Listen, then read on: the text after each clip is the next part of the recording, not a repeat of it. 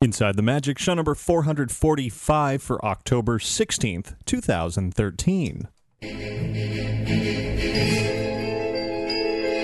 It is Wednesday, October 16th, 2013. This is show 445 of Inside the Magic, and as always, I'm your host, Ricky Briganti, with another great show packed with a lot of Halloween time fun from Disney and beyond. And before all of that, and some pretty exciting news as well, I invite you to visit InsideTheMagic.net. There you'll find all of our podcasts, videos, photos, news, articles, and plenty more.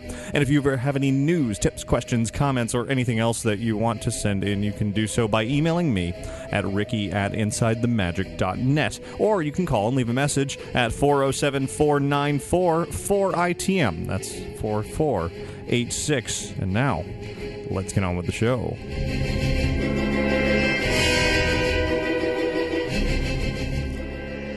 This week's Spooktacular is brought to you by Magical Travel. Be among the first to experience the newly reimagined Disney Magic cruise ship with new spaces and surprises to delight kids, adults, and families. 5-night Western Caribbean cruises are sailing from Miami, starting at $625 per person with double occupancy, and free shipboard credit is available with each booking. But you're going to want to book now for the best availability and pricing by calling Magical Travel today at 866-207-8387 or visit them online at magicaltravel.com to receive a free price quote, and be sure to mention Inside the Magic to receive your free Disney gift card for qualifying bookings when you book your Disney vacation with Magical Travel. And thanks very much to all contributors to Inside the Magic, whether you're making a donation or clicking through any of the affiliate links on the website. It all helps me do things like hop out to California to cover an insane amount of Halloween events over the last week, and I'll be talking about that in just a little bit. So thanks for all of it. And now let's get started with a trip around the world. We most definitely are going to be taking a literal trip around the world this week with news that is spanning the globe, starting actually out in Japan, for some very surprising news has happened over the last week. In fact, some of it was happening literally as I was recording last week's show, which was a little bit late, as much as this week's show is. Last week, I think I recorded it Monday night, and there was news breaking during that show, which I didn't find out until after I was done. And now it's a Wednesday show because I've been in California for a number of days, as I said, hopping around to Halloween events. And during that time, over the last almost a week and a half now, big news. So, as I said, around the world, starting at the D23 Expo Japan, the very first D23 Expo for Japan. Some news was announced, but not for Japan. It was actually news for out here at Walt Disney World. Disney has revealed the world of Avatar for Disney's Animal Kingdom. Okay, they didn't really reveal... Actually, they didn't really reveal a whole lot, but it sure looks like they did, because there's concept art of what this land of Pandora is going to look like at Walt Disney World when it opens. And here's the news. Avatar Land, or whatever they're going to be calling it. They actually didn't announce a name yet. It's going to be opening in 2017. That's right, 4 years out. So there's going to be a lot more news between now and then of many years of covering the world of Avatar. But the concept art and renderings and even a photo of a model that they have shown off looks very impressive. It's, this whole world of Avatar, as you might imagine, showing, tourists walking around amongst the forests of the world of Pandora. Of course, there's these big scenic escapes of the banshees flying around and floating mountains. And yes, most definitely at night, the bioluminescent rainforest where all the plants are glowing. It's the largest expansion in Disney's Animal Kingdom history. And they haven't really said any specific details as far as attractions, but they've kind of hinted at things. There's concept art showing some kind of a boat ride, like a Pirates of the Caribbean. It's a Small World style slow-moving boat ride. That's something Disney hasn't built in a very long time, so it should be exciting to get a new boat ride for Disney's Animal Kingdom. And back to those banshees as well, apparently there's going to be some kind of flying simulator of some sort, maybe soaring over Pandora, or I'm sure it's not going to be called that, but something along those lines. But what everybody is really, really excited about is in addition to all of the Avatar-related, additions to Disney's Animal Kingdom, nighttime is finally coming to Animal Kingdom. There's going to be new nighttime experiences, after dark entertainment around and above the Discovery River, live performers on Discovery Island. There's going to be a night version of Kilimanjaro Safaris. It appears from the concept art that the Tree of Life is going to glow, which, makes perfect sense, of course, with the story of Avatar and the way that tree in the film there certainly glowed as part of all of that. Well, they're going to do that with the Tree of Life. And then there's going to be water screens and other things like that along the river, and it's really going to bring this park to life at night for the first time. As I mentioned, there is a photo of a model of part of Pandora that Disney released showing Joe Rohde, Imagineer Joe Rohde, overlooking it along with Tom Staggs, the chairman of Walt Disney Parks and Resorts, and of course James Cameron, the creator of Avatar itself. Now, there are a few more Avatar movies, at least 2, maybe 3 more Avatar movies on the way, and that's why, or at least one of the reasons why this Avatar area of Animal Kingdom is so many years out. It's going to coincide with the release of those new films that are still a few years out, and that's also why we don't really have any real details about any of it, but definitely big news. I mean, it caught the attention of the world. It really does every time Disney says something about Avatar, because they really haven't said much of anything so far, and it was a rather huge day on our website. We were on the homepage of Reddit, which essentially brought down the site for the day, so if you tried to go over on the weekend, I think it was Saturday, you probably couldn't get on the website because it was so much traffic coming in. Tens of thousands of people were trying to come in to see that story. So thank you, Reddit, for all the traffic. But anyway, Disney's Animal Kingdom Avatar, there's the news for now. Like I said, 3.5, 4 more years worth of covering that story. But that's not the only big overseas announcement. As I said, that one obviously is for Florida, though it was made overseas. This is an announcement that was made for a park overseas, and this is the one that was made literally as I was recording last week's show.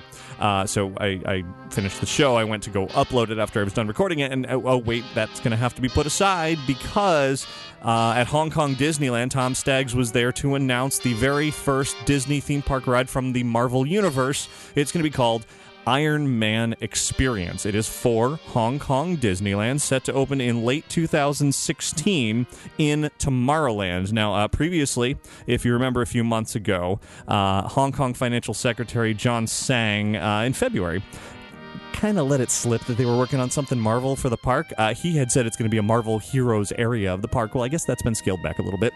Of course, nothing is official until Disney makes it official, and in this case, Iron Man Experience is most definitely official. They've released a little bit of artwork and a few details as far as what it's going to be. And, well, it's not going to be a roller coaster. It's not going to be its own themed land. It is going to be kind of a next-generation simulator.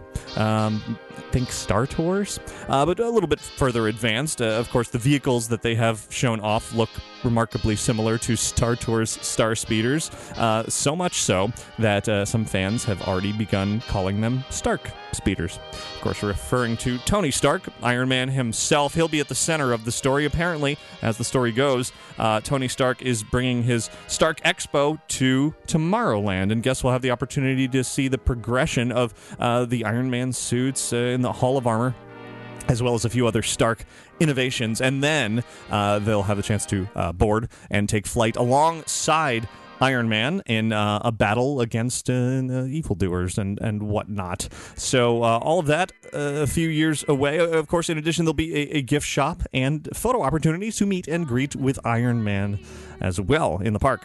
So this is going to be Disney's first venture into the world of Marvel in a theme park, which is also interesting to note that they have specifically said this is going to be their first Marvel attraction. And by saying that, that essentially means there won't be any Marvel for, say, Disneyland in California or any of the other parks sooner than 2016. So a good thing to note there. Any rumors that you hear of anything Marvel between now and then, likely not true, unless, of course, plans change, and plans can change. But as far as now goes, Iron Man Experience, Hong Kong Disneyland 2016. Now, just last night, something debuted out here at Walt Disney World. To hop back to Florida here, it was the glow with the show ears, the ear hats that light up in sync with a Disney show in the parks. Of course, they first debuted at the Disneyland Resort in June of 2012, about not quite a year and a half ago, but close. They were in sync with World of Color then, and have gone on to sync with a variety of shows. Now they've made their Walt Disney World debut for the 15th anniversary of Fantasmic at Disney's Hollywood Studios. Now, in a traditional or typical Disney fashion, they for this one night only, they decided to hand out a number of these ear hats for free to those who had purchased Fantasmic dinner packages that evening, kind of sitting in the middle section of the audience, and that afforded them a wonderful opportunity for pictures showing what it's like with a sea of these hats in the stadium, watching Fantasmic and showing how it all lights up. Of course, for the rest of the area, it was quite a bit more sparse, not nearly as many ears, and I suspect that's what it's going to be like on a regular basis because, well, that's what it's been like in California. The glow of the show ears haven't really quite caught on all that much. You go to World of Color, you might see 5-10 of them on people's heads, not all of them, not hundreds of them like when it first debuted. And when it is like that, when everybody's wearing them, as was the case last night, very impressive. But it really requires most people to be wearing them to really be interesting at all. When it's just a select handful of people, just looks all right. It's going to continue out here at Walt Disney World beginning just a couple of days from now, October 19th. It's going Glow of the Show will be debuting for Wishes, the fireworks show at the Magic Kingdom. Then moving into the holiday season, the Osborne Family Spectacle of Dancing Lights will also be in sync with the ears at Disney's Hollywood Studios, and the Holiday Wishes show, as well as Celebrate the Magic at the Magic Kingdom, will be in sync with the ears as well. Who knows if the tech will catch on more out here at Walt Disney World than it has at Disneyland. I personally doubt it, honestly. I think, just to throw my own little thoughts and opinion in here, I think Disney should treat these Glow of the Show ears similar to 3D glasses. You enter the Fantasmic Theater, you are given a pair, not to keep, just to wear. They figure out some way to clean them, liners or something, some way of doing that. Then the whole audience has them, and it looks spectacular. Then, on the way out, or perhaps even when you get them or whatever, at some point, you are given the option to either give them back or purchase them. They're $25 each. A little pricey. They're also a little heavy. But they're given the option to purchase them, and then I think a lot of people would do that. Then Disney would make a lot of money, and then a lot more people would have them instead of, you imagine giving that to a kid, having them go through the whole show. What kid is not going to want to hang on to that hat afterwards? And for those who don't purchase it, well, stick one of those little alarms like they have in the department stores and make them explode into paint or whatever. I don't know if any of that would actually work in the park, but ideally, my point is, it'd be nice if Disney could find a way to get more of them on people's heads, because as is, it's kind of a flop. But we'll see. We'll see how it goes out here. Here's something else worth mentioning for both coasts, Disneyland and Walt Disney World. Ariel has a new dress that she's wearing. It's been a lot of talk lately about the new dresses that princesses are wearing in the parks, and Ariel's sporting a much more vibrant, sort of aqua turquoise-y kind of color, a little bit sparkly as well. So if you're a fan of The Little Mermaid, you'll be able to see her in the parks now wearing this new dress. Just one of those minor points.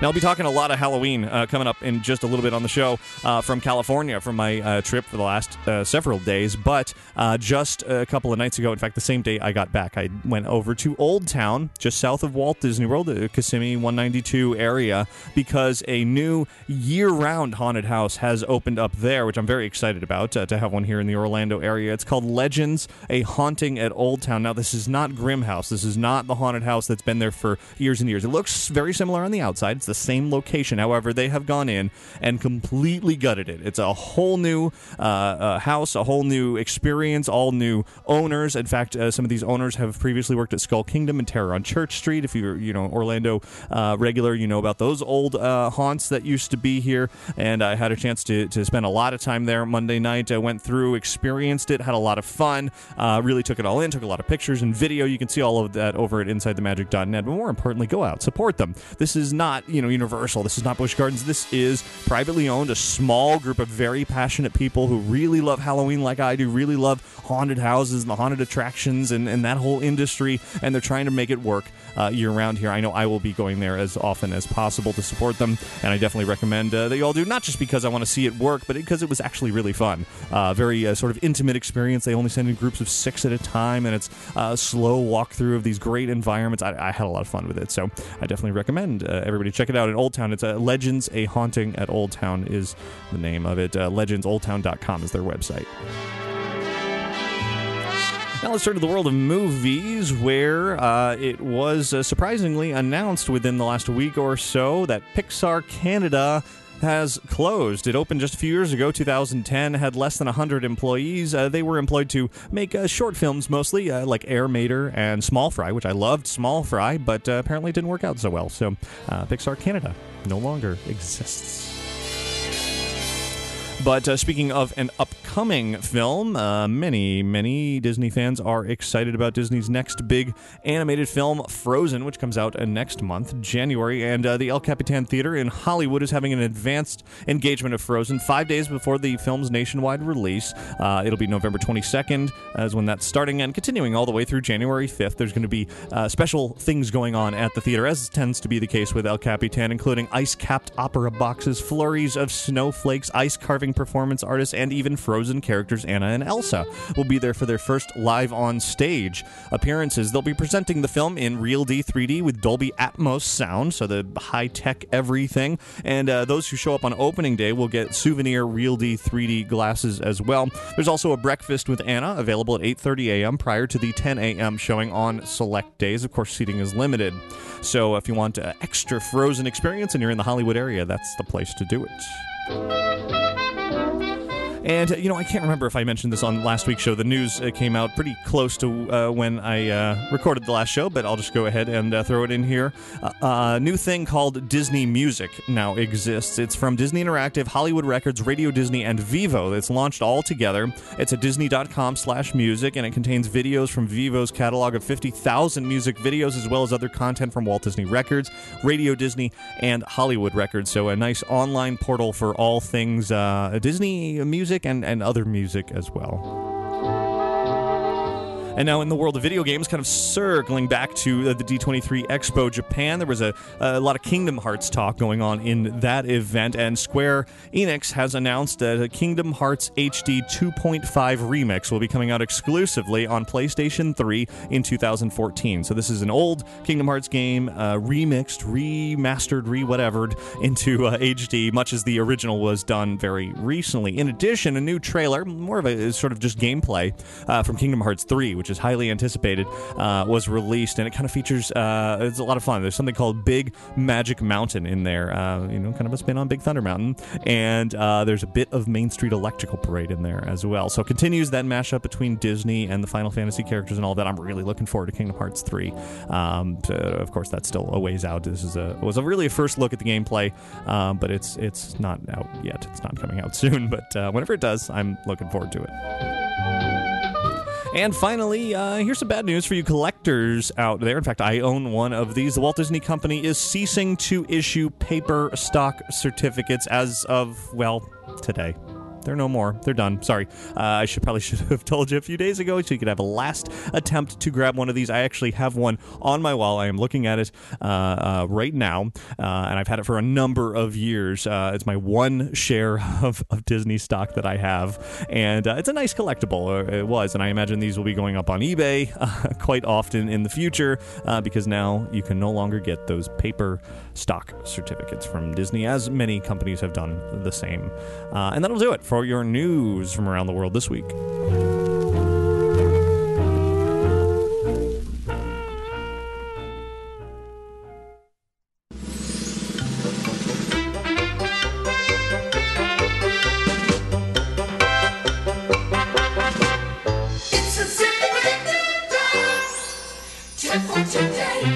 And this week's This tip is another one that I want to supply after coming back from so many California Halloween events and attending so many over recent weeks out here as well. My tip, and I know this one is not possible for everybody, but whenever possible, if there is a front-of-the-line pass, a VIP pass, any kind of that available for these Halloween events, do it. Splurge. It generally kind of doubles your ticket price, so it sounds horrible, especially if you have a large party. It gets really expensive. But I guarantee you will have so much more fun if you manage to get the funds together and purchase this. My example, the reason I thought of this is I was at Knott's Scary Farm, which I'll talk about in a little bit, on Saturday, and I was there actually as part of a special event during the day, some behind-the-scenes tours, etc., and then they let us stick around for the nighttime event. I thought, that's wonderful. I get to stay, enjoy the event for free. And then, as it turned out, the lines were so long for the haunted houses. I would have had a chance to do like 2 all night if I had waited in these hour-and-a-half, 2-hour lines. I decided to drop $70 on the front-of-the-line passes, and that is expensive. And of course, fortunately, I didn't have to pay for my admission into the event, but even if I had, I still would have bought it because it enabled me to do absolutely everything, well, almost everything that the event offers in one night, and I only had one night to be there. It was so worth it, and I had so much fun. So it's really, it's difficult to sort of be like, oh, that's so expensive, but if it's almost necessary to have maximum fun at these events. So that is my recommendation. If you can manage to get that money together, just go for it. It's worth the splurge. Everybody else, email your tips into tips@insidethemagic.net.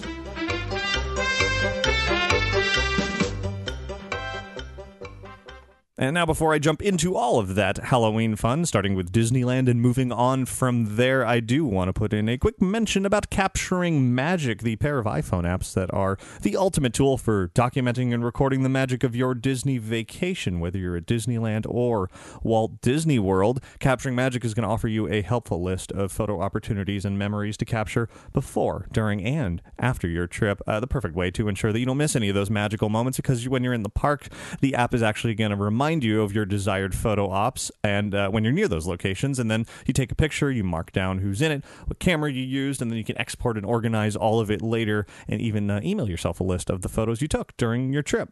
Capturing Magic iPhone apps are available now in the iTunes App Store.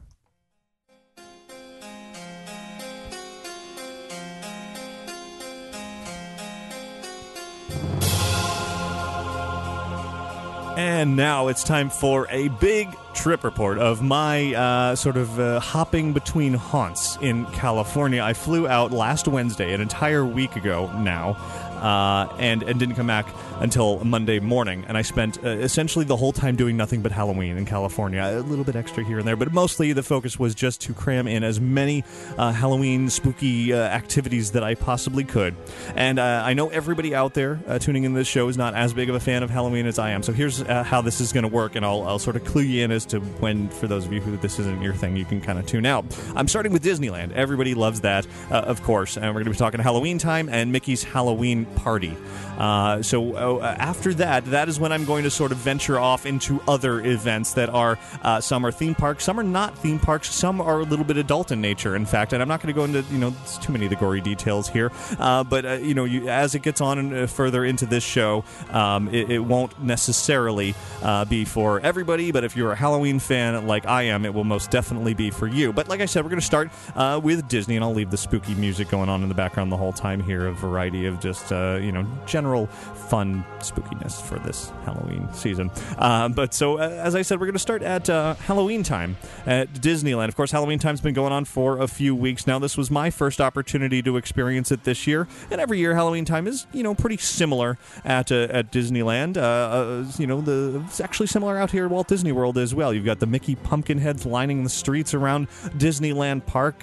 Enjoyable, sort of festive, smiley, fun version of Halloween. I should mention, I think I mention this every time I go to Disneyland. I love seeing the characters when I first walk into that park. It's so nice to see them just sort of out and about in Town Square or wherever. Just, small lines, people happy to meet them. They're walking through. They're very casual, so much more of a natural environment than out here at Walt Disney World, where everybody's tucked away in a closet behind a Fast Pass line or something like that. It's so nice to just stumble across, like, Mickey Mouse right there in Town Square. There he is. Hey, how you doing?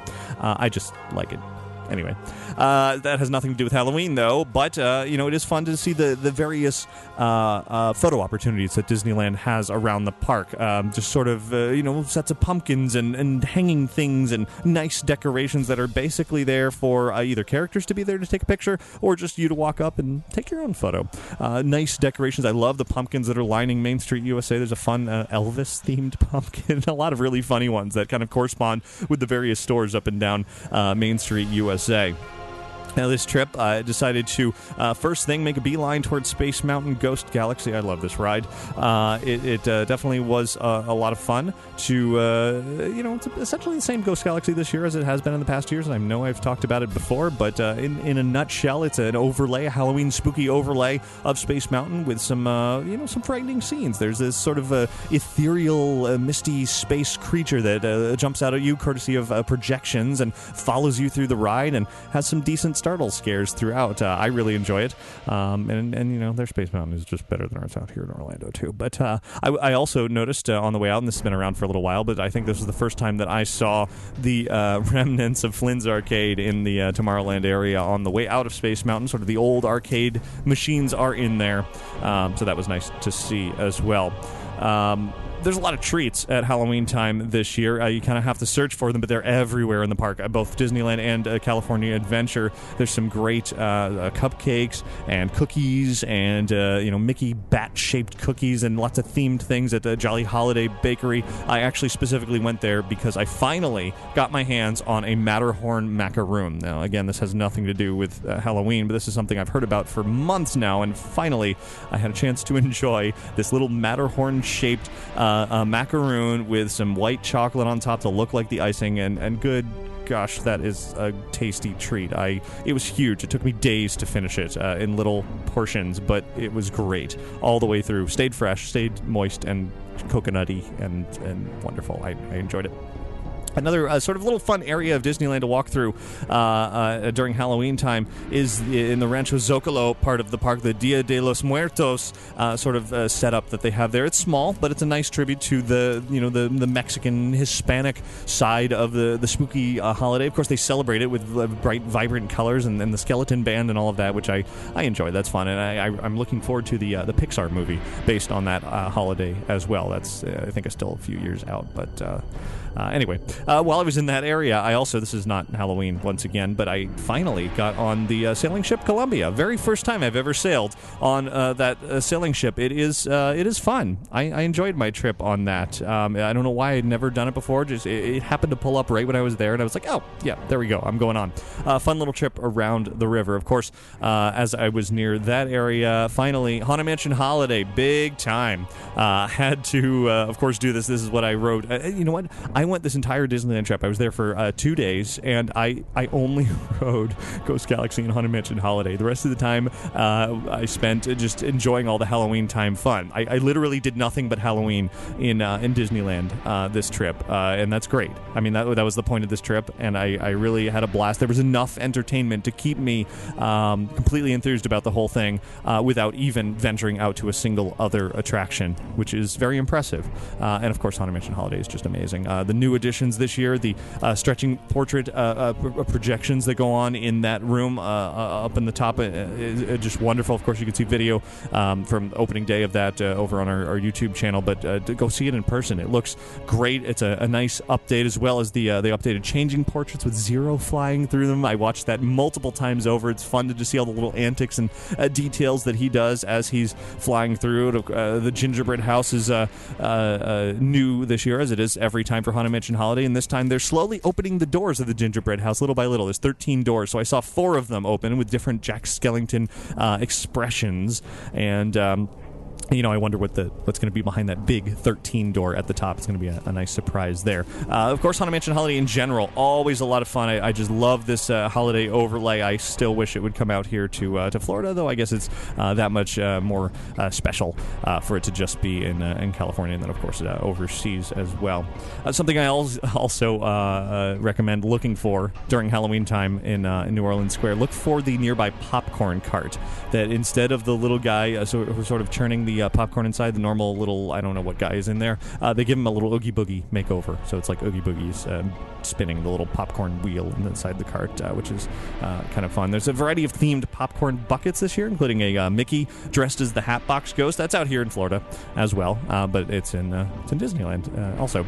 Another area definitely not to miss during Halloween time, the Halloween Carnival. This is something they introduced, I don't know, a year or 2 or 3 ago, but it continues to be fun, and it's a reason to go to Big Thunder Ranch, which normally I don't really have much of a reason, but this adds some festive fun. Of course, the goats are there in the petting zoo, and they're always fun to see and take pictures of mostly. But really, the whole area is just decked out with all kinds of Halloween fun, pumpkin carvers, a Billy Hill and the Hillbillies show. That's a special spooky sort of themed version of that. They play, Ghost Riders in the sky and all that kind of thing. A nice fun show there with some characters. But this time, I made a point to enter the Conjure a Villain tent, which always has a very long line because it's a very slow-moving addition to the park. It takes at least half an hour to get in there, usually like 45 minutes to an hour, because they only let small groups in at a time, and then once you're in there for quite a while because it's a very elaborate meet and greet. The premise is this is kind of a circus sideshow in which there's a bubbling cauldron inside, and through some special incantations, a villain is conjured right before your eyes, and you don't know which villain you're going to get. In my case, it was Cruella de Vil, and she was fantastic. She was absolutely spot on Cruella, and I'll be putting up some video of her pretty soon that you can enjoy some interactions with her. Definitely a fun thing. It's fortunately you can sit while you wait, which helps, and you can enjoy sort of watching the entertainment around you. But it definitely takes quite a while to get into the Conjure a Villain. Now, back to New Orleans Square. This is not Halloween either, but it's also worth noting that I had my very first look at the closed Court of Angels. It is definitely closed now. This is the lovely staircase that's sort of tucked away in the back of New Orleans Square. Always has been one of my favorite parts of Disneyland, and now it is walled off. It's gated off. It's invisible to guests' eyes as it becomes part of the Club 33 expansion over the next few months, well into next year. So it's going to be it's essentially gone at this point from guest view unless you find your way into Club 33. So that's unfortunate. I hope to go back to Club 33 someday, and I'll have a chance to see it again then. But in the meantime, you're just kind of looking at a gate, and that's no fun. On to Mickey's Halloween Party, the nighttime event, the Disneyland version of Mickey's not-so-scary Halloween Party, and it's something I've certainly talked about here on the show many times over, and it's essentially the same party this year. The Halloween screams, fireworks, the cavalcade of characters, the trick-or-treating, the spooky atmosphere, all of that. But I do want to just emphasize the major new thing this year, and really the sole reason why I wanted to get a ticket for Mickey's Halloween Party. It is a pre-party that they've added this year. A couple of hours before the party itself starts, Toontown closes early. The park closes, let's say, at 7 p.m. when the party starts, but Toontown closes at 5 p.m. so they can completely empty it out. And then everybody starts queuing up, and I was second in line, essentially. I had one family in front of me. I showed up a little after 5 p.m., waiting till the 6 o'clock reopening of Toontown. And as it was getting close, a few characters came out. There was Goofy and Clarabelle. They came out to greet the line and say hi, and everybody was getting very excited, but I was excited for one very specific reason, and it was finally my chance. After all these years, it was finally my chance to meet Roger Rabbit. Roger Rabbit is out for this Toontown meet and greet, pre-party, only for Mickey's Halloween Party, only for those who have a ticket. The tickets have been selling out like crazy. Thank you very much to the Inside the Magic fan who was able to get me set up with a ticket. It had sold out before I had a chance to buy one. Fortunately, somebody had an extra, and I was able to get it off of them. And I am so very happy for that, because I did have a chance to meet Roger Rabbit, and boy, was this a great meet and greet. Roger was in his finest form, hilarious, hopping around. We spun in circles and had many, many laughs. He tried to ram Michelle with his ears like bull style, and it was simply hilarious. Easily the best meet and greet I've ever had. Roger is fantastic, and it's been years in the making, so I was so happy for that. I mean, that literally was the only reason I wanted to go to Mickey's Halloween party this year. I mean, the rest is great, but I had other Halloween events to go to, so Roger Rabbit was it. Well, I had some food as well. I went over into New Orleans Square, grabbed clam chowder, which I love, but in addition to that, there are many pumpkin treats around the park, so I grabbed the pumpkin fritters to go with my clam chowder, and those are really good. They had this great dipping sauce, very sweet, sort of a nutty tasting dipping sauce, and the fritters looked very heavily fried, but they were actually quite light and airy and extremely enjoyable. So I had a nice meal there in New Orleans Square, and on the way out for the evening, I spotted some characters up by the train station, Dr. Facilier, the Queen of Hearts, etc. Nice to see the villains out and about and just kind of taking pictures and posing with people. So that was kind of, I mean, that's all I'm really going to say about Mickey's Halloween party, because like I said, it's kind of the same thing, much like Not So Scary is out here. It's the same thing year after year. It's great. If you've never been, Halloween Screams fireworks are fantastic. All the trick-or-treating and the entertainment, etc. But this year, it's all about the pre-party and meeting Roger Rabbit, which is simply a wonderful thing. Also, of course, much like out here in Florida now, Jack and Sally are meeting at Not So Scary. Well, Jack and Sally are meeting just during the day. It's not just during Mickey's Halloween party where the line gets very, very long for them. You can actually just kind of wander through Disneyland during the day and have a chance to meet with them. Now, you have to really be there when they come out. And it's about half an hour on, half an hour off or so, not throughout all the day, but it's a lot. And it's great to see those characters just kind of hanging out around Haunted Mansion Holiday and in New Orleans Square as well. So that's about all I have to say about Disneyland's Halloween this year. I had a lot of fun. As I said, I spent a couple of days there and only rode a couple of attractions, the Halloween attractions, because that's all I needed.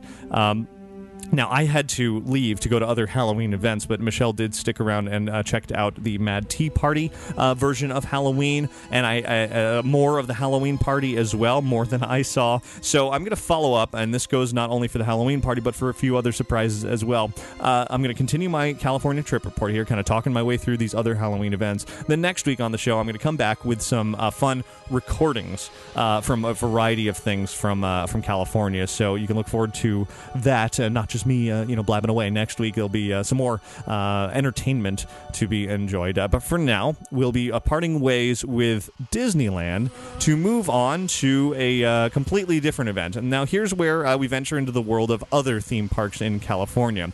And as I said, as we go along here on this week's show, things are going to get a little stranger, a little more adult in nature. So we're going to start off a little softly here with something I've talked about before, though, again, just for those of you who are a little sensitive to the Halloween thing, 36 minutes into the show, that's pretty good. You might want to just kind of tune out now.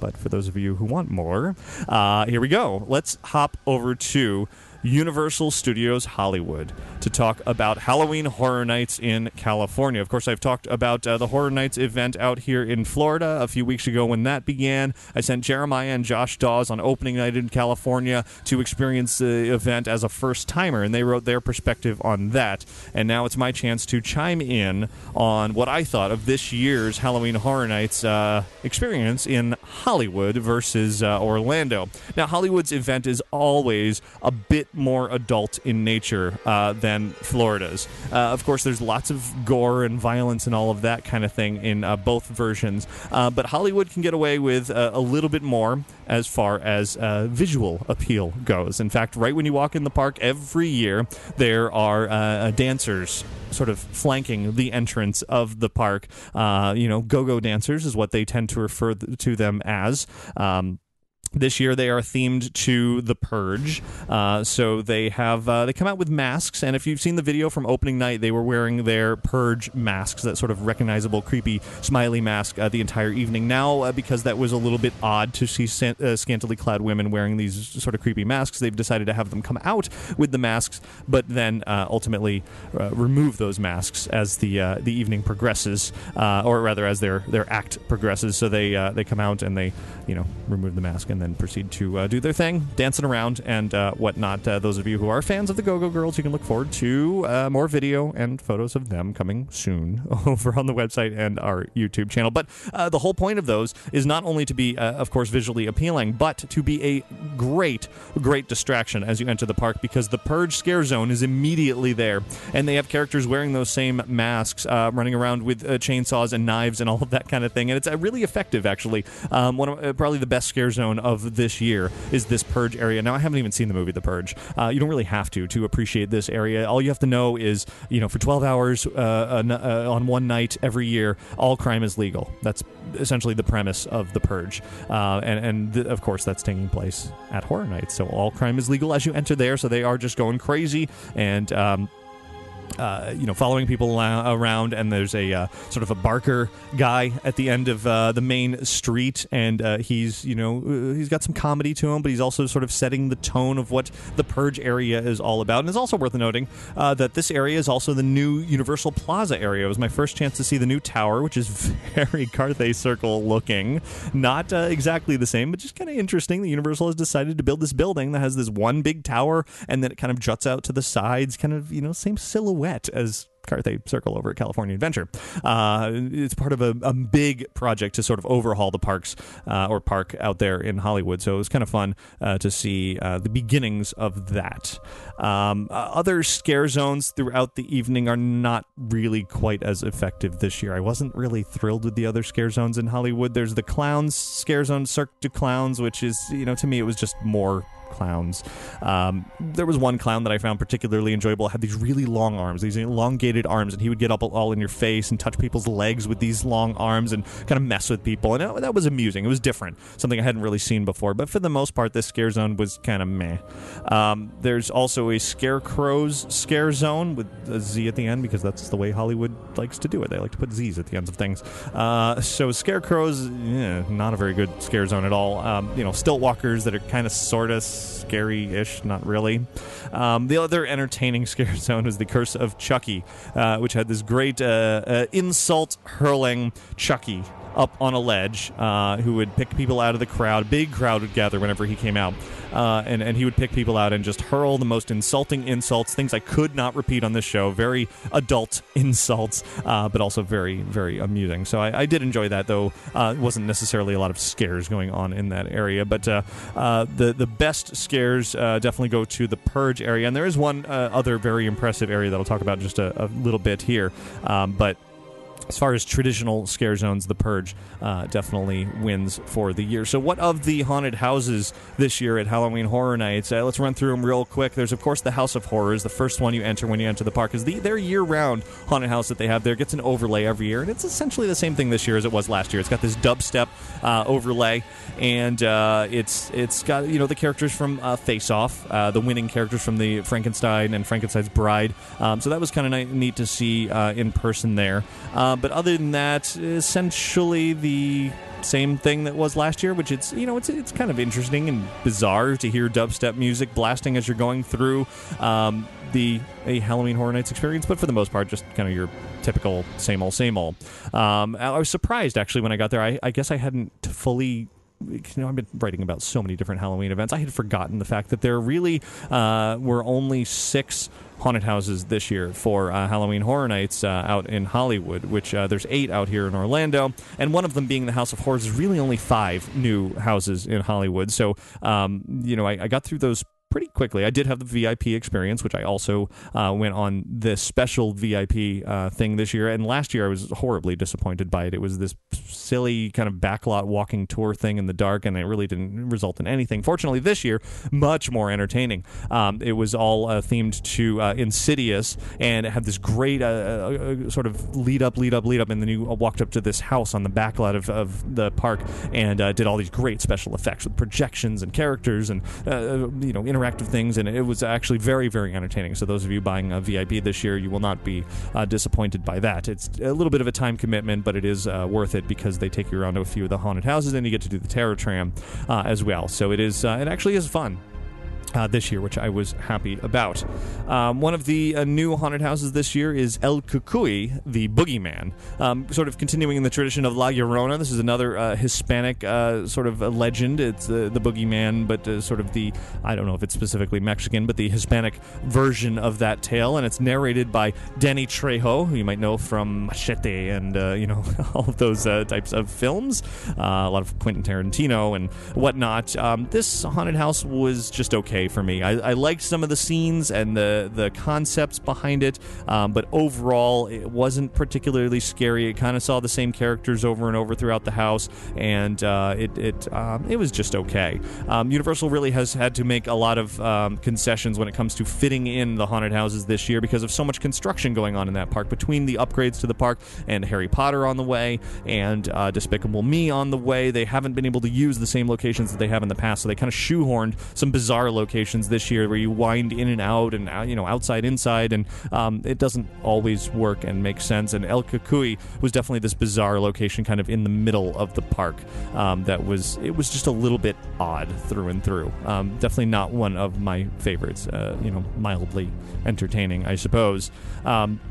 A big surprise, though, I did really, really enjoy Black Sabbath 13 3D. I'm not a huge fan of 3D haunted houses. I didn't really like the Alice Cooper experience in the past, so the thought of having Black Sabbath in there, I was like, oh, here we go again.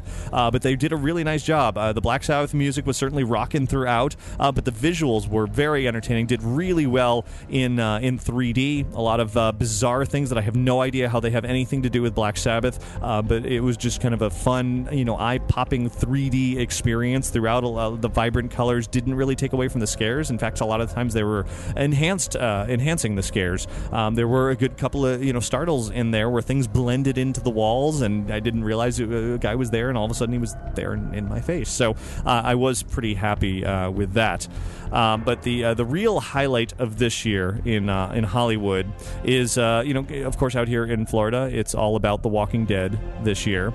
And much like that in California, there's a big Walking Dead theme. And the facade for the haunted house this year, which is actually located in sort of the backlot area, the first time there's been a big haunted house in this area of the backlot, the working production backlot of Universal.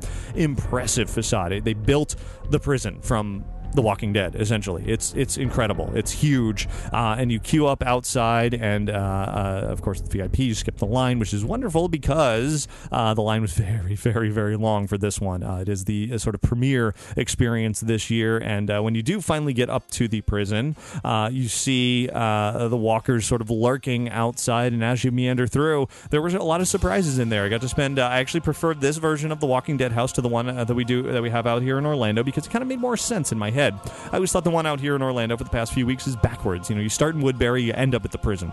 Seems like it should be the other way around to follow the season. You start in the prison, you end in Woodbury, and that's how this one flows, and I don't know if they just wanted to differentiate them or what. But in this case, you spend more time in the prison. You see a lot of more gruesome scenes, and the cell block, you get to spend more time in there kind of circling around it, and a lot of surprises as you're walking through the prison walls. Definitely this sort of groups of walkers, if you will, manage to attack you, and then ultimately you end up with some recognizable characters along the way on your trip over to Woodbury. And overall, definitely a fun experience that I quite enjoyed. The Walking Dead, the California version of it. Another really good haunted house this year, Insidious. Into the Further is based on the original Insidious film as well as the new one. I haven't seen the new one. Didn't really matter. There was only kind of a couple of scenes toward the end that were based on the new one. For the most part, it was the original Insidious. The first time I walked through this house, I thought it was just okay, and I went through 2 more times, and by the third time, I really enjoyed it. Now, that may have been because I actually walked through all by myself the third time. I don't know how that worked out. For some reason, the way the line was moving and the front of the line passes and this, and they got that, the line was stopped, and then the guy told me to go. And I was completely by myself. So I got all the scares. So that really helped. It's visually entertaining and enjoyable maze. Sort of creepy, haunted housey style. It is, set in a house. Of course, that's where Insidious was. But then it ventures off into the realm of the weird, into the further, if you will. And overall, definitely an enjoyable experience there. Let's see. I'm running out of haunted houses. I'm trying to remember exactly which ones are in the park. We did House of Horrors. We did Walking Dead. We did Insidious. We did Black Sabbath. So I'm short a couple. And this is what happens when I go to too many Halloween events. I went to, and I'll talk about this in a second, I went to Knott's Scary Farm, and that had 10 haunted houses, or 9 haunted houses, and then I went to several other experiences, so now I'm at a complete loss here as far as the other ones. Maybe I'll have to circle back around to it because I simply cannot remember at the moment. Too much Halloween on the brain. So let's move on to the Bill and Ted show, and I'm sure it will dawn on me what the other haunted houses are this year. This year's Bill and Ted is very an interesting thing in Hollywood because they didn't really mirror the Orlando experience as they have in past years. They decided to go out on their own, and it had a strangely large emphasis on the world of the Wizard of Oz. I'm sure inspired by, parodying Oz the Great and Powerful, which the recent, semi-recent Disney film. And the show, it kind of goes to your same typical direction that Bill and Ted tends to do. There's a lot of dancing going on with scantily clad men and women, and then there's a villain of the show where they decided to make it to Kim Jong-un, kind of, sort of, this year, but then there's another villain, which is the Wicked Witch from Oz, and I don't know, it just kind of runs all over the place this year. There's some Disney jabs here and there, as of course you can hear with Oz the Great and Powerful. There's a magical map joke at one point. Of course there's Lone Ranger references to be found there, and Lone Ranger didn't do terribly well, and so there were plenty of jabs to be had in there. But ultimately, really, this year's Bill and Ted show is kind of just all about the dancing. The comedy is not spectacular. The dancing, of course, Miley Cyrus and all of that is in there, and then there's a huge grand finale number, and it always is very, very impressive in Hollywood. Their dancers and their talent, certainly very attractive people out there. It is Hollywood after all, and I am never disappointed by the level of talent that comes out of the Bill and Ted show in California. The comedy, well, it doesn't always hit home for me, but the actual show, as far as the performance goes, they are always very, very impressive. So now it's coming to me what those other haunted houses are, of course. One of them is a duplicate of Orlando. It is Evil Dead. And the Evil Dead experience in Hollywood, vastly different from the California version. I'm sorry, from the Orlando version. I actually quite prefer the version that is in Hollywood because it is scarier. It is more in your face. It is more directed at as you walk through. It's at you. The Evil Dead out here in Orlando is kind of scenes taking place around you. It's like almost horror theater, and it's fun. I enjoy it out here, but out there it's definitely more of a haunted house. Everything is directed towards you. There's some fun special effects moments, and it has a good finale as well, which left me a little bit wet, which is always one of those unexpected fun little moments. So I did enjoy it. I think that's the only haunted house that I missed. That was the one that I was forgetting. So that's kind of my take on Horror Nights out there in Hollywood. A little bit odd of a year because of the construction and everything. They've really had to work around it. But I mean, don't get me wrong. I had a blast. The VIP experience was much improved. Oh, I didn't talk about Terror Tram and the extra Walking Dead areas. Terror Tram is kind of more the same as it was last year, zombie-filled, walker-filled, etc. But going into the Walking Dead haunted house is definitely a great highlight of this year's event because as you're walking, as soon as you have to take a special tram to get to this other area of the backlot. And when you get off that special tram to go to the Walking Dead house as well as the Black Sabbath house, you are immediately inundated with zombies and walkers all around you. And they are takes you down into the backlot where you are surrounded by all these really impressive Hollywood buildings, which is wonderful. Anybody who's a movie fan and wants to go on the Universal Studios backlot would really enjoy just seeing that, wandering, looking up and all around you and seeing all of the huge buildings that are being worked into this Walking Dead experience. That is a lot of fun as well. So anyway, that is Halloween Horror Nights in Hollywood in a nutshell. Overall, certainly a fun event, not necessarily the most fun event that I did while I was in California, not necessarily the best year of Horror Nights for Hollywood, but definitely an enjoyable evening, certainly with some really, really great experiences. Now, as I mentioned, I went and returned to Knott's Scary Farm this year. I had been there a few years ago, and I was not happy at all. It was the very first time I'd ever been to Knott's, and I went specifically for the Halloween event. I've been hearing about Knott's for years. It's kind of it's the original theme park haunt, and I thought it was going to be incredible. Well, and then it rained a little bit, and so that kind of didn't help, and I was already a little bit tired, so that didn't help. But really, I was not impressed by the experience. I thought the mazes were dated, they were silly, they were low-tech, they were not good at all. And this is a few years ago. This is 2-3 years ago. Now, I learned this time around that every 2 to 3 years, Knott's completely reinvents the haunted houses of the event. They don't stick around, generally speaking.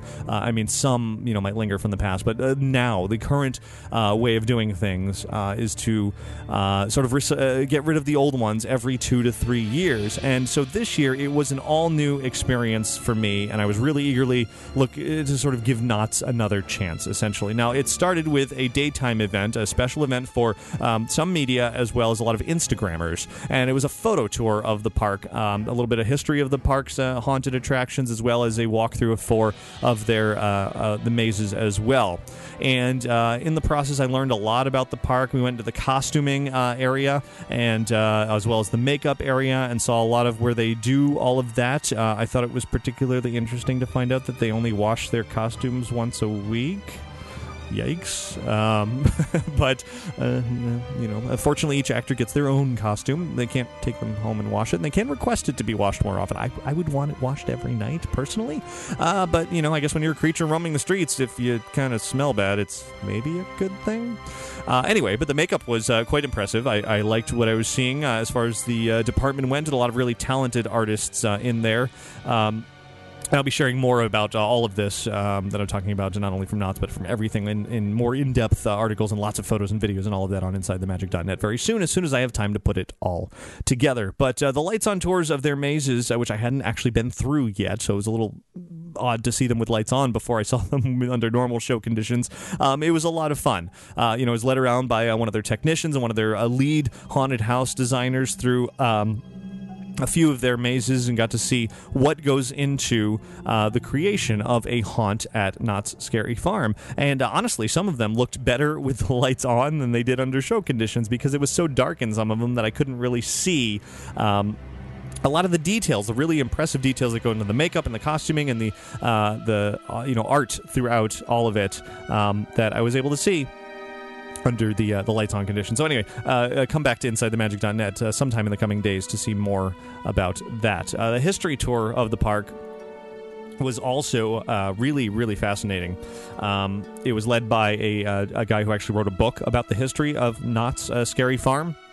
And it was kind of fun to see where the whole haunted attraction industry really began. So, moving on from there, from lights on, of course, moved into the nighttime event. And one of the very first things I wanted to do was catch the show The Hanging, because many have raved about this show, and I didn't get a chance to see it last time that I was there, so I wanted to make sure that I saw The Hanging. Very much a Bill and Ted style show. I'm not even honestly sure which one came first, The Hanging or Bill and Ted, but they do poke at each other.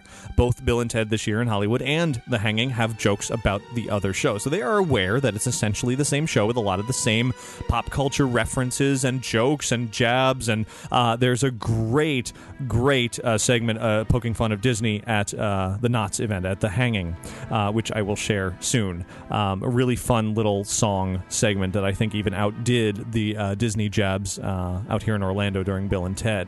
But overall, The Hanging is not a great show for me.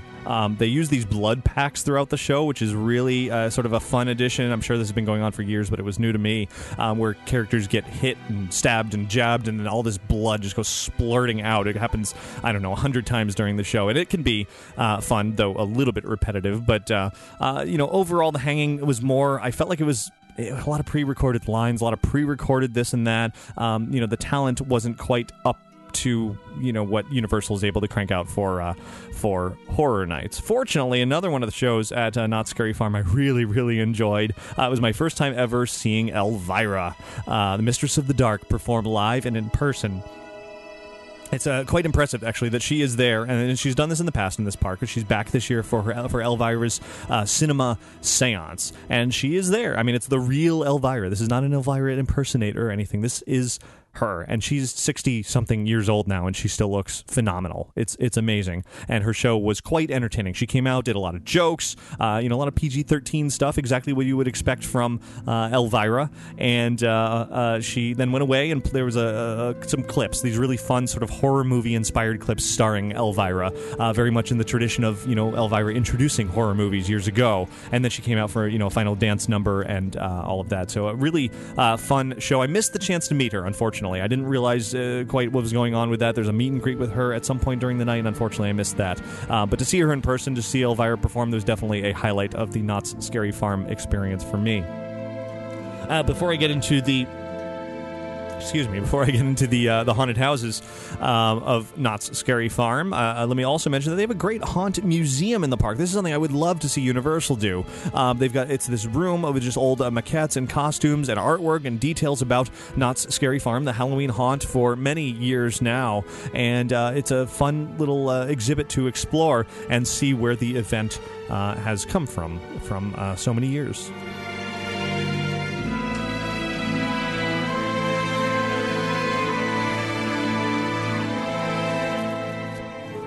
And now, let's move on to talking about the haunted houses themselves. And I just want to run through them real quick with my thoughts on each. I have my handy guide next to me this time, so I don't forget like I did with Horror Nights. This is actually the front of the line pass, the Skeleton Key pass that I purchased while I was there to not only skip the lines and have unlimited access to the haunted houses, the mazes, but also this special new Skeleton Key experience, which is something brand new this year. It unlocks, Skeleton Key unlocks the ability to go into an extra room right at the beginning of 5 of their haunted houses that, in small groups, a little more one-on-one interaction, tells a little bit about the story of the haunted house you're about to go in, but also each one has a little scare and some fun special effects and elements, and I actually really enjoyed them. Some of them were like 5 minutes long, and so the pretty decent lines to get into the Skeleton Key room. I only did each one once.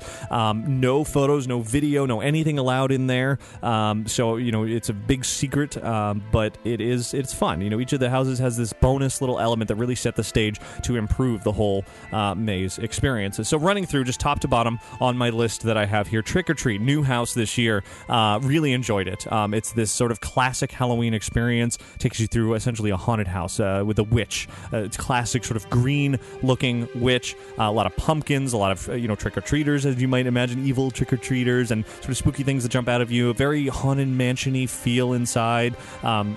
Some fun special effects. I really enjoyed this house. It definitely had the longest line of the evening, and basically it was this house that convinced me to get the front of the line pass. End Games is a house that's kind of sort of Hunger Games, but not. A little more deadly than Hunger Games. Kind of a mishmash of junkyard of Knott's stuff in the past is how it was described during the Lights On tour, and that's evident as you walk through. You don't really get a sense as far as the environments you're in other than just a bunch of stuff thrown in there. A decent haunted house, but not great, and definitely my least favorite of the Skeleton Key experiences was that one. Next house, Dominion of the Damned, is a recycling of an old concept for Knott's, but done in a new way. Vampires are throughout here, and this one had some pretty good set pieces, a lot of really great artwork hanging in there from the past, and new versions of it as well. And as I walked through in the Lights On version, it was explained to me that there were 2 versions of a lot of the rooms. You would walk through sort of a normal version of a room, and then right after that you would walk through sort of the sinister version of that room, and that came across great with the Lights On, but under show conditions I didn't get that at all. It was totally lost because it was dark and chaotic in there, and so that's unfortunate because they put a lot of time and effort and thought in there, and then you just lose it when they turn off all the lights. So Lights On tours are great for getting details like that, but overall that was a decent experience. Not one of my favorites, but not one of the worst. Delirium was kind of bizarre. I don't even know really how to describe it. I believe Trick or Treat actually led. Was it Trick or Treat? I don't know. One of the haunted houses led directly into Delirium. So you got kind of 2 for the price of 1 when you waited in line. But the Delirium experience was kind of just this meandering through this bizarre world that I don't even know how to describe. And I don't know. It was not one of my favorites at all. I don't think I really quite got a handle as to what I was looking at any point. Pinocchio Unstrung. This was a new haunted house, I believe, last year. And I loved this house. It's a nice twisted version of Pinocchio. It Definitely had a lot of fun elements, things, people on strings, as you might imagine, that come loose and attack you, but also sort of things that are flung near your face and get real close to you that you wouldn't necessarily expect, and just a lot of fun, sort of creepy fairy tale elements. I'm always a fan of that sort of twisted fairy tale look, and Pinocchio Unstrung did a really great job of that. Forevermore. This is an interesting one because, of course, Halloween Horror Nights and Busch Gardens recently, within the last couple of years, did Edgar Allan Poe-based haunted houses, and I preferred Horror Nights' version over Howl-O-Scream, but I do like Howl-O-Scream's version as well. It's still around this year. Forevermore, completely different take on it. It's a modern take on the Poe stories, putting it in sort of the world of a serial killer who is inspired by Poe. And you might immediately think of that new Kevin Bacon show, The Following. Well, it's essentially exactly the same as that, except they swear they came up with it first. They didn't know anything about this Kevin Bacon show, and then the show came on, and they were all just like, oh, you're kidding me.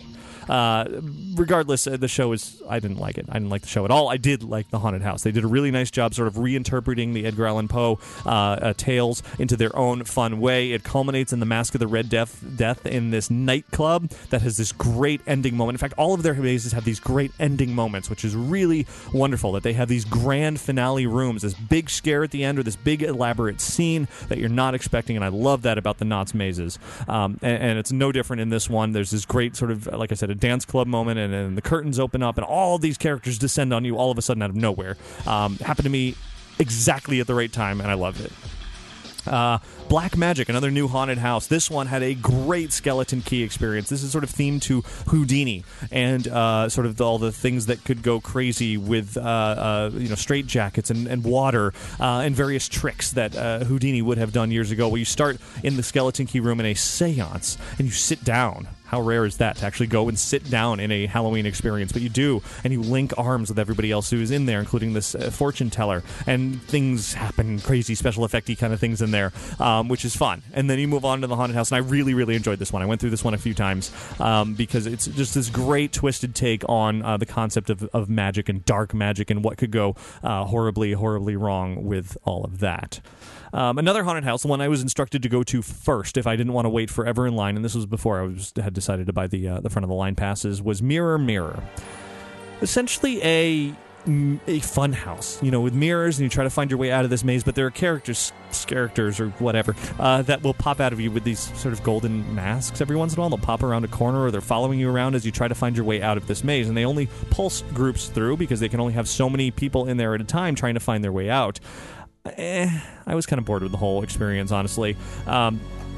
It was essentially a mirror funhouse, and I walked around in circles, and it was very bright in there, and then all of a sudden the lights changed, and it got dark and a little stroby, so that made it more difficult, and the characters kind of, sort of, maybe not really gave a scare, and then, the one instruction that they gave you on the way in was don't necessarily follow the person ahead of you. Go your own path, because if you're just following everybody else, you may not ever get out. I kept that in mind, so I'm walking through, and then I noticed everybody went right and I went left.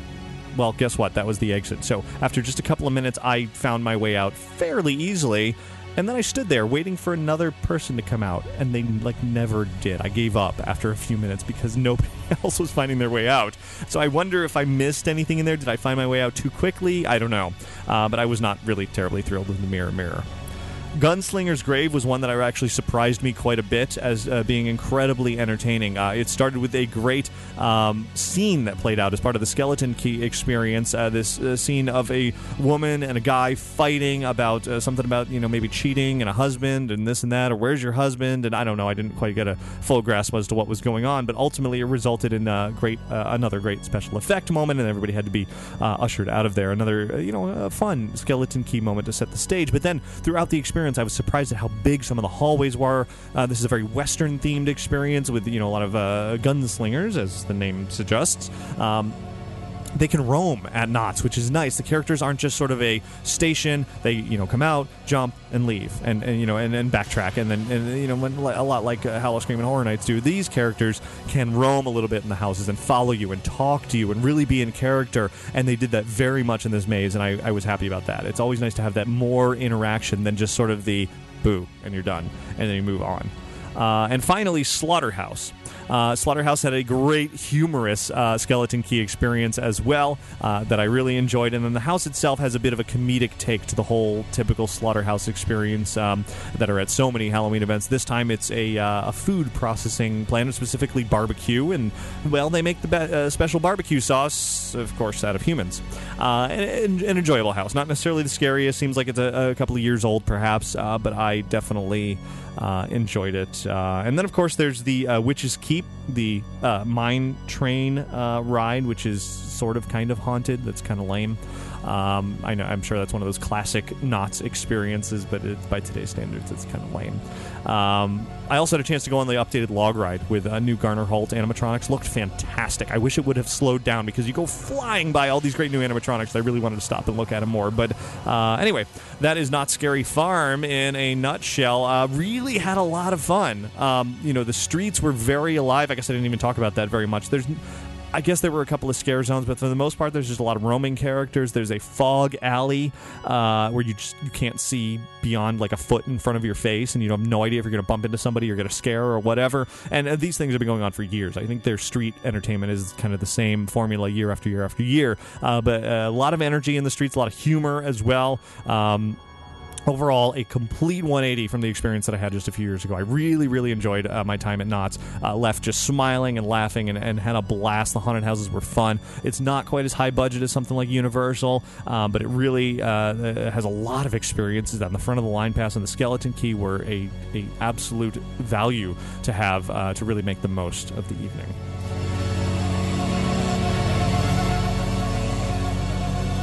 Now, let's spin off a little bit even further into some non-theme park events that I took part in here, my favorite of which was something called Delusion. Now, this is one that I believe started last year for the first time with producer Neil Patrick Harris. You might know of him.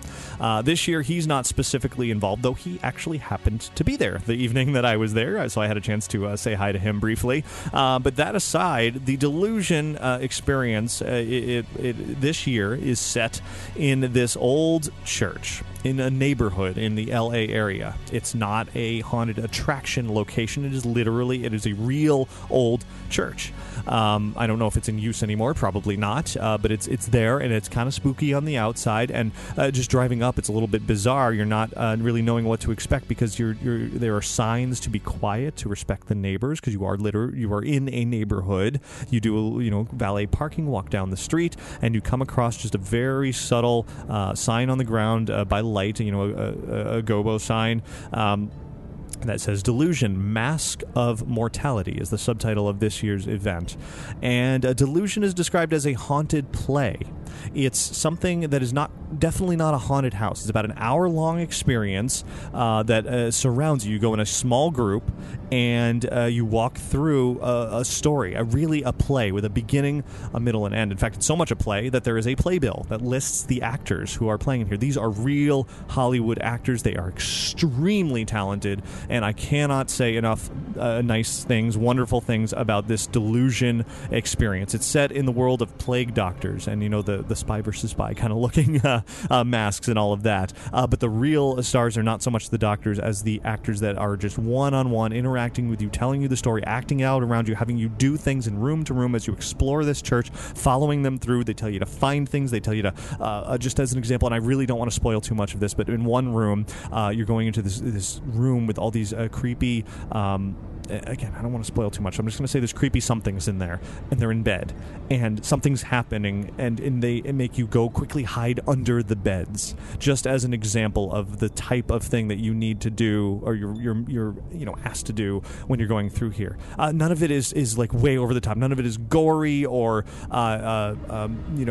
inappropriate in any way. It's very tasteful, but it's just a phenomenal experience. It is literally like you are part of a play that is acting out around you as you're going upstairs and downstairs and into different rooms, and I don't know how else to describe it without going into too much detail, and I can't do that because it would be like spoiling a movie. I just can't say anything but do it. If you are in the Los Angeles area, you absolutely need to go find and experience Delusion. Even if you're not a big fan of Halloween experiences, this is not that scary. There are a few startles here and there. There are some loud moments. There are, there is spookiness. There is creepiness to it. But for the most part, it is just a really, really enjoyable experience to watch unfold and interact and make friends along the way. I was there by myself. I didn't know anybody in my group of 10 or so people. By the end, we were all smiling and laughing and having a good time with each other and interacting, and because it brings you together, and it's just a really excellent, fun experience for Halloween time that I wish I had done last year's. I will absolutely do versions of this in the future, no question about it. I had such a blast. Delusion. So there's that. Now, earlier I had mentioned the Purge as a scare zone at Halloween Horror Nights, and that was more in line with the movie itself. The movie didn't really get great reviews. I didn't see it. I heard it was really terrible. Fortunately, the backstory behind the movie is very interesting. That concept of having an America in which all crime is legal for 12 hours to purge that from society, have everybody get it out of their system, essentially, and then there's no crime for the rest of the year. An interesting notion there, and it's a notion that is really explored really, really well in an experience called The Purge Fear the Night. This is the second year that the Blumhouse, from Jason Blum, who is from Paranormal Activity and Insidious, and now The Purge Fear the Night, he's putting this experience on in downtown Los Angeles in an old theater. Last year I did an experience there that I was not terribly thrilled with. I ended up not even really reporting on it because it wasn't very good. I went opening weekend, and apparently it got better after that, but when I saw it, not in its prime condition. This year, same kind of thing happened with The Purge. Those who went at the beginning, it wasn't great. However, when I got there a couple of weeks in, they had really tweaked it and reworked it, and it was such a fun experience. You enter into this old theater. As I said, it's kind of down the street from the Staples Center, and it is telling you the story behind the Purge. You're entering into sort of this new America in which the president is there and addressing everybody in this convention. And as you go along, things go terribly, terribly wrong, as you might imagine, in this sort of lockdown facility on Purge night, in which things are not quite as locked down as they should be. So some crazy things take place in which everybody is quickly taken hostage and at gunpoint, nonetheless, and it gets very dark and creepy and very loud and exhilarating and thrilling, and it really becomes an intense, high-energy experience for like an hour long or so, in which you're almost running between room to room at gunpoint and having to perform certain tasks and looking for people, and you're looking for a key and an access card, and you have to go through it. It's like living an action-adventure film, going through all these different areas of these rebels who are, acting out on Purge night as well. And throughout the experience, there is a variety of bizarre circumstances. In a hospital, in a park where things get really, really wild. Lots of gunfire and craziness surrounding you, and you're in a truck and you're in an elevator, and it's just a wild experience that is completely different. Same kind of concept as Delusion in that they're telling you a story along the way, and there's actors along the way. But this one is not so much emphasis on watching the actors perform, but rather having you perform with them. You're really taking part in this experience and going from room to room and looking for things and becoming, really they involve you every step of the way, which is a lot of fun. I really, really enjoyed it. If you're looking for another sort of different sort of Halloween experience that's not your traditional sort of conga line going through a haunted house, I would definitely say go for Delusion 100%, and then if you're in for more, go for the Purge as well. Purge Fear the Night, another really fun experience. Now, as I said, things were going to get a bit more adult as we move on and on in this week's show, and this is where things become a bit insane. I went to opening night of Rob Zombie's Great American Nightmare. This is Rob Zombie, the a rocker from White Zombie, and of course his own music of Rob Zombie, and he's done a number of Hollywood movies. He's turned some of his movies into haunted houses at a fairplex in Pomona, California. And I timed my trip to be there on opening night. I was on the red carpet, did some interviews there, which I will share soon over on InsideTheMagic.net, maybe one or two on this show as well. Of course, the man of the hour himself was there, Rob Zombie. Unfortunately, I didn't get to talk to him, as tends to be the case on these red carpets. They like to have the big-name celebrity of the evening just kind of blow right by everybody and not do any interviews. So that was unfortunate, but I did get to see him. They were also filming a TV show, which is coming up in a couple of weeks, Cupcake Wars, so you can check out. You might see me on that episode. In fact, I think it's next week. The 26th maybe is when Cupcake Wars is going to be on from this. I don't know. Check your TV guide or whatever, and you might see me in the background of that. But that aside, there are 3 haunted house experiences as part of Rob Zombie's Great American Nightmare, and they're kind of nuts. And not necessarily all in a good way. The first is based on his film Lords of Salem. The Lords of Salem. It was a film that came out fairly recently. I didn't see it initially. I watched it before going to this experience so that I would know what's going on. A very dreamy horror movie. It kind of flows between scenes. You don't really know what's real and what's not, or even what's happening necessarily. A lot of religious bizarreness going on there. As with any Rob Zombie film, there's a lot of gratuitous nudity, a lot of swearing. Rob Zombie's films are all very in your face, very gritty, very adult, and not necessarily for any reason other than to kind of be shocking. They don't really, it is very gratuitous. And that's the experience that I expected out of this event as well. Very shocking, in-your-face, unnecessary adult themes. Now, this Lords of Salem experience, the first of 3 haunted houses, you go through all of these back to back to back, which is an interesting way to do things. But you go through the Lords of Salem, and you enter into this first one, and I was expecting this crazy, elaborate sort of a story that followed the movie. But instead, they put a black bag over my head and sent me into pitch black darkness and expected me to just go and find my way out. At first, I was just running into the person in front of me repeatedly because he was not really moving very fast. I think he was kind of scared. I honestly was a little bored by it all. I went around him because I was tired of running into him, and found myself basically walking by myself through there because I think everybody else had already gone through, or I don't really know what happened, but I was walking through, basically running my hands along the walls because it was kind of just black plywood around me. I could feel the texture of it. All this is set up in a fair, something where a county fair normally would be. So it was all set up in the matter of 10 days, which is kind of impressive that they put all this up in that span of time. But it was clear that it wasn't, this was the least interesting of the 3. I was running my hands along these walls, not being able to see anything, and along the way there were some loud sounds, there were some different textures, there were some panels below my feet that kind of moved around. Occasionally somebody would come out of nowhere and I would hear "Rah!" And it wasn't really scary. There were these shock panels on the walls that I would touch, and they would kind of give you a little zip, but that went on. It just went on and on and on and on and on and on and on. I felt like I was never going to get out of there. I got hot under the thing, and it was kind of miserable, honestly. Not a big fan, as you can hear, of this first experience. Then that immediately dumped out. Well, there was a finale scene that I absolutely cannot show on this show because there was a lot of nudity involved in the figures in that last scene. Plus, no photos were allowed in there anyway.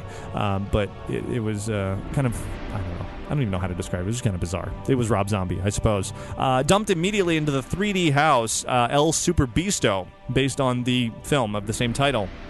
This is an animated film, an extremely adult animated film, where the animated characters spend half the movie naked. Yes, animated characters naked. And a lot of adult scenes and just jokes and silly, lowbrow humor, and a lot of songs that are kind of catchy but kind of entirely inappropriate. And I watched this film as well recently just to get ready for this experience, and I kind of enjoyed the movie for being just totally off the wall and unlike anything I'd seen before. It's not a great movie by any means, but it was entertaining, and that's what I have to say about this maze as well. I can't even describe, honestly, on this show, I literally cannot describe the entrance to this maze. It's just something that I will write about on the website in the vaguest way possible. It involves... you know what? I literally cannot say the entrance of this maze. It's something so bizarre and inappropriate that I will just move on. You'll have to go read the article when I get it posted, I guess, or go search for it online. It's yeah. Moving on from there. So the characters are definitely present in this haunted house. The characters from the film, the animated characters, including Susie X and El Super Beasto himself, and a lot of the other scantily clad women. There surprisingly was no actual nudity in the maze, which, being such a large portion of the movie, was surprising. But I don't know. It was good 3D. Nothing was scary at all. But it was, I guess, for the fans of the film, would be more entertaining than those who are just a little bit baffled by it all. None of it was particularly shocking. It actually did not meet my expectations of being obscene and inappropriate by any means. The final experience was based on House of a Thousand Corpses. Now, there has been a House of a Thousand Corpses haunted house previously at Halloween Horror Nights in Hollywood, which I really enjoyed. It was a 3D house then. And that house was one that I had gone through a few times, a good representation of the film. This one was a much more realistic, gritty version of the movie. This is really the one experience of the three that really resembled what I really expected out of Rob Zombie's Great American Nightmare. This is, it was putting you in the world of House of a Thousand Corpses with all of its depravity and a lot of swearing, a sort of implied nudity, if you will, a lot of gratuitous, really gross out scenes, some nasty smells, some interesting special effects that I don't know that really helped in the maze out too much, but overall this really delivered on the true Rob Zombie filmic experience without going too overboard. Overall, Rob Zombie's Great American Nightmare, not my favorite Halloween event ever, to put it lightly. The quote-unquote scare zones outside were really lame. Things weren't even quite ready and working on opening night, which is, it's understandable. It's opening night. They only had 10 days to set up. I'm sure things will improve over the season, but overall, a very resounding meh for this event. If you had a choice of what Halloween event to attend, go for anything that I've talked to you about so far up until this point in this show before you go to Rob Zombie's event. It was, unless you're a ginormous fan of Rob Zombie, or they're also doing concerts on a nightly basis at this event, right across from the haunted houses, and Power Man 5000 is going to play there, who I talked to on the red carpet. Yay. Rob Zombie's going to play there on the last night later this month. So big names like that you might want to go see, and then, there's haunted houses too.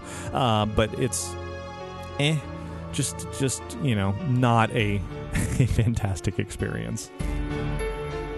And that leaves me to the very last event that I crammed into this multi-day Halloween adventure in California.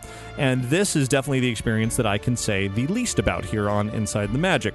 It's an experience called Blackout. It's something you may have heard of from New York for a few years now, moved to Los Angeles. Well, it duplicated in Los Angeles last year. Something I've read about for many years, a personal, individual, alone experience that you walk through for about 20-25 minutes. You have to sign a waiver to go in, and crazy, bizarre, unexpected, anything goes kinds of things happen inside. I don't want to spoil too much here, and I can't say too much here on this particular show because it was a lot of really intense adult-only types of experiences. Definitely not for kids by any means, even not for most adults. A lot of hands-on activity, actors getting very physical with those who participate, and a lot of really close encounters with a variety of people.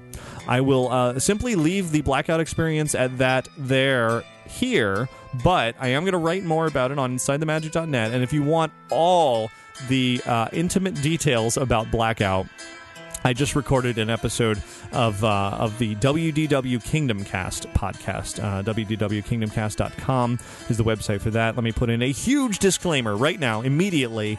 That is it sounds like a Disney show, and it is kind of a Disney show, but it's an adult Disney show. Do not let your kids listen to that show. It is absolutely for adults only. It is an adult take on the world of theme parks and themed entertainment and Disney and all of that.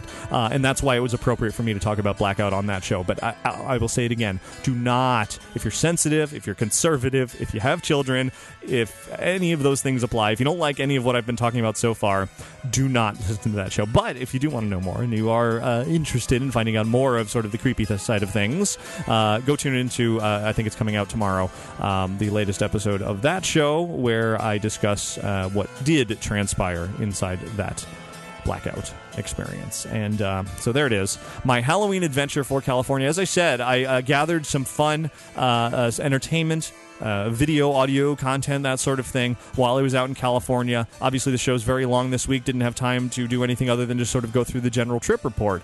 But next week, I'll be sharing some of that, and I do have even more fun Halloween time plans for the week after that to round out the season. Only got 2 shows left in this world of Halloween, and then we'll jump into the world of Christmas immediately after. So there it is for Halloween for now here on Inside the Magic.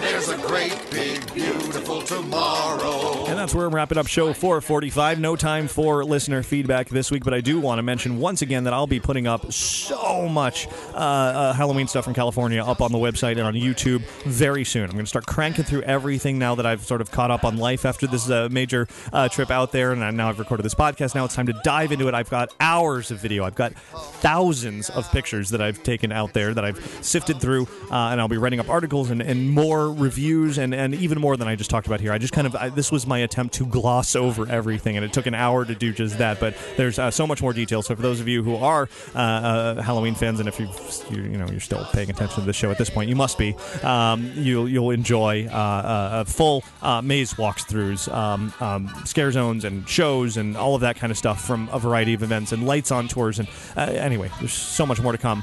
Just because it is October 16th and the month is half over doesn't mean Halloween is here yet. There's a lot to share. So in the coming days, I'll be putting all that up on InsideTheMagic.net and on our YouTube channel. In the meantime, I do want to thank Magical Travel for sponsoring this week's episode of Inside the Magic. You can find out more about their services by visiting magicaltravel.com. Also, check out the Capturing Magic iPhone apps by searching for them in the iTunes Store. A great way to plan those magical moments and picture-taking opportunities when you're at Disneyland and Walt Disney World. And, of course, visit InsideTheMagic.net. Between episodes of this show, it is your source for Disney and theme park news, and this time of year, Halloween through and through. Check out Legends, A Haunting at Old Town. I put together a great video. Go watch that, definitely. The new year-round haunted house out here in the Orlando area, Kissimmee area. Go watch the video. It shows you a little bit what's inside, interviews with the creators, and a creepy character as well. So you definitely don't want to miss that. And the continuing fun. Also, follow us on Twitter, and Facebook, and YouTube. Our Facebook has blown up over the last few weeks. I don't know what happened. We've gotten tens of thousands of new followers on Facebook, which is insane. And YouTube is just going crazy as well. So it's been wonderful. Just continue to tune into Inside the Magic for so much more fun going forward, both here on the show, on the website, and all of our other outlets across the internet. So thanks to all of you for listening and for watching each and every week. Have a magical week. Goodbye. There's a great, big, beautiful tomorrow, just a dream away.